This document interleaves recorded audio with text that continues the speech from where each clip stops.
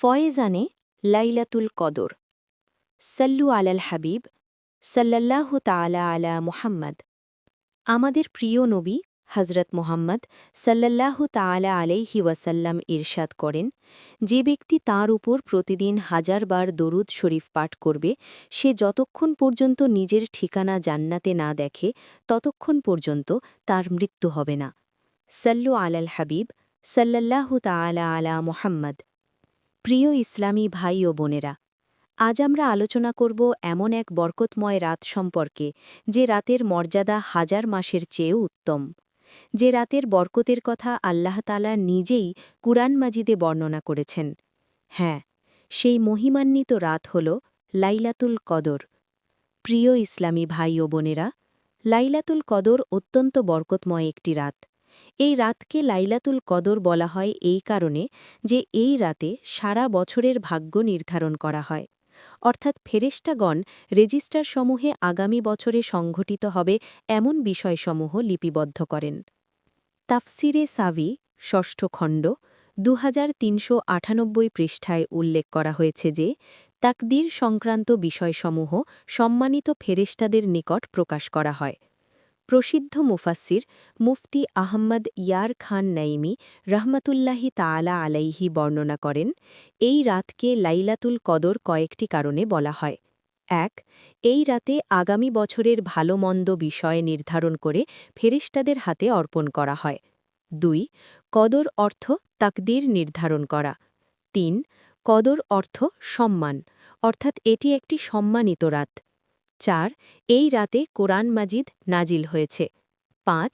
এই রাতে ইবাদাতের মধ্যে বিশেষ মর্যাদা ও ফজিলত রয়েছে। ৬. কদর অর্থ সংকীর্ণতা, কারণ এই রাতে এত অধিক পরিমাণে ফেরেশতা অবতরণ করেন যে পৃথিবী যেন সংকীর্ণ হয়ে যায়।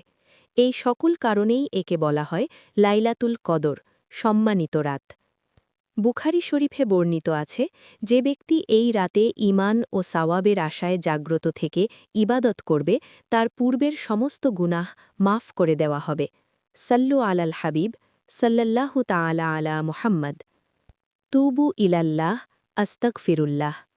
অতএব এই পবিত্র রাতকে কখনোই অবহেলায় বা গাফিলতির মধ্যে কাটানো উচিত নয়, কারণ এই রাতে ইবাবত করলে 1000 মাস অর্থাৎ 83 বছর 4 মাসের চেয়েও বেশি ইবাদতের সওয়াব প্রদান করা হয়।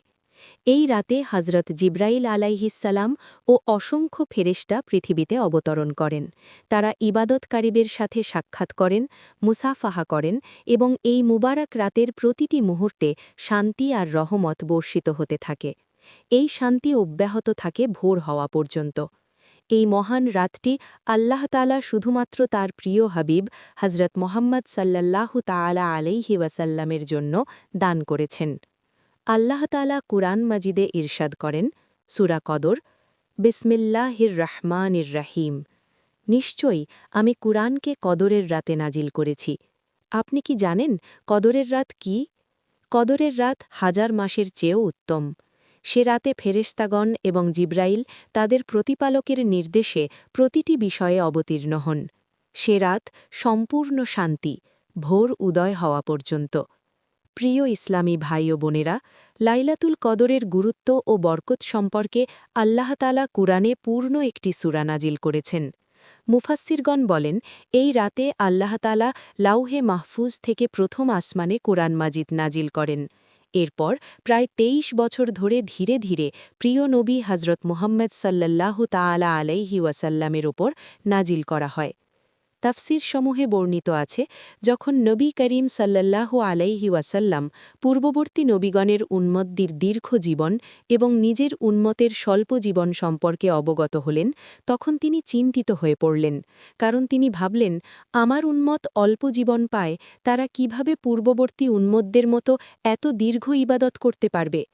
তখন মহান দয়ালু আল্লাহ তাআলা তার প্রিয় হাবিবকে সান্ত্বনা দিয়ে লাইলাতুল কদর দান করলেন, এমন এক রাত যে রাতে সামান্য ইবাদতও হাজার মাসের ইবাদতের চেয়েও বেশি সওয়াব প্রদান করে।